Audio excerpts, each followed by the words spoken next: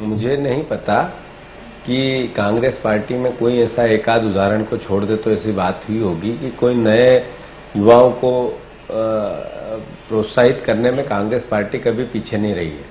और हम कांग्रेस पार्टी एक विराट हृदय वाली विचारधारा है। इसने हमेशा से अच्छे लोगों को, युवाओं को नई ताजगी को, नई रौनक को अवसर दिया है। जहां तक प्रश्न इस बात का है, इंदिरा जी जब आई थी राजनीति में, जब वो नहीं थी, या देश की पॉलिटिक्स में सिनेरियो में उनका स्थान बना था शास्त्री जी, और इनके बाद तो वो नहीं थी। राजीव जी का बना तब वो नए थे, युवा थे। फिर अभी राहुल जी हमारे सामने एक ताजा उदाहरण है जो देश के युवाओं का प्रतिनिधित्व करते हैं।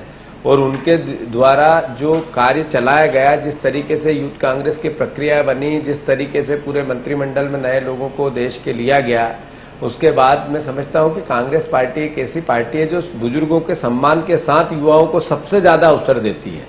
रही बात इसकी, ध्रुव नारायण सिंह जी को मैं दशहरे की शुभकामनाएं देता हूं और आप सबको भी देता हूं। पर रही बात भारतीय जनता पार्टी में वाद विवाद या वो अच्छा करते हैं बुरा करते हैं, इसमें मैं जाना नहीं चाहता, परंतु बात अपनी पूरी करना चाहता हूं।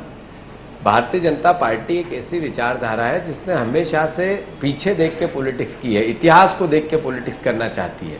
देश के आगे भविष्य का क्या होगा, युवाओं के जीतू पटवारी जी, हम भारतीय जनता पार्टी के जीतू पटवारी जी, हम भारतीय जनता पार्टी के पॉलिसी पे इस मौके पे चर्चा नहीं कर रहे हैं। हम युवा और बुजुर्गियत दोनों के बीच की जो खाई है, दोनों पार्टियों की जो रवैया है, उस पे बात कर रहे हैं। मैं सबसे पहले जाना चाहूंगा जी तो ध्रुव नारायण सिंह के पास। ध्रुव नारायण सिंह जी, आपके पिता, आपके दादाजी दोनों मुख्यमंत्री रहे हैं। आप एक बड़े सम्मानित परिवार से आते हैं और अभी भी कुछ लोग आपको युवा नेता मानते हैं। आपको नहीं लगता कि एक नेता को एक सर्टेन स्टेज के बाद, आपको एक सर्टेन स्टेज के बाद अपने आने वाले पीढ़ी के लिए जगह छोड़ देनी चाहिए? लेकिन होता क्या है आमतौर पे, देखिए नहीं, मेरे सवाल का दूसरा हिस्सा सुन ले। होता क्या है आमतौर पे, युवा छोड़ता नहीं है जगह। मैं आपके पार्टी में या और कांग्रेस में, दोनों में नाम ले लूंगा, अभी चर्चा का बहुत समय बाकी है, नाम ले लेंगे।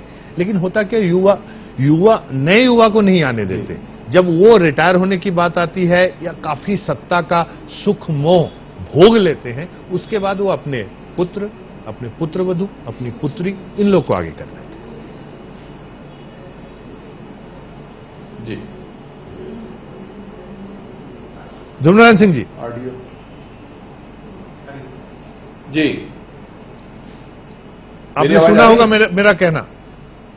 हेलो, चलिए, ध्रुव नारायण सिंह जी के साथ कुछ ऑडियो प्रॉब्लम है। ध्रुव नारायण जी, सुन रहे हैं आप?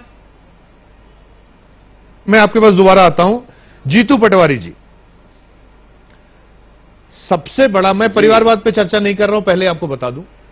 आमतौर पे अगर हम एक एग्जांपल छोटा सा ले ले, कमलनाथ। एक जमाने में कमलनाथ युवा थे, आज वो बुजुर्ग हो गए। भले बात तो चल पाती है, लेकिन बुजुर्ग हो गए। उनके बेटे अब चुनाव लड़ने की बात करते हैं। लेकिन आपको लगता नहीं कि छिंदवाड़ा से सिर्फ कमलनाथ और उनके बेटे ही लायक है? उसके आगे किसी और को आने ही नहीं दिया जा रहा। जबकि कई जगह ऐसे हुए हैं, जैसे आपके सूरजभान सोलंकी है, रामेश्वर निखरा है। ये लोग कहां चले गए आज तक पता ही नहीं। बड़े दिग्गज नेता हुआ करते थे।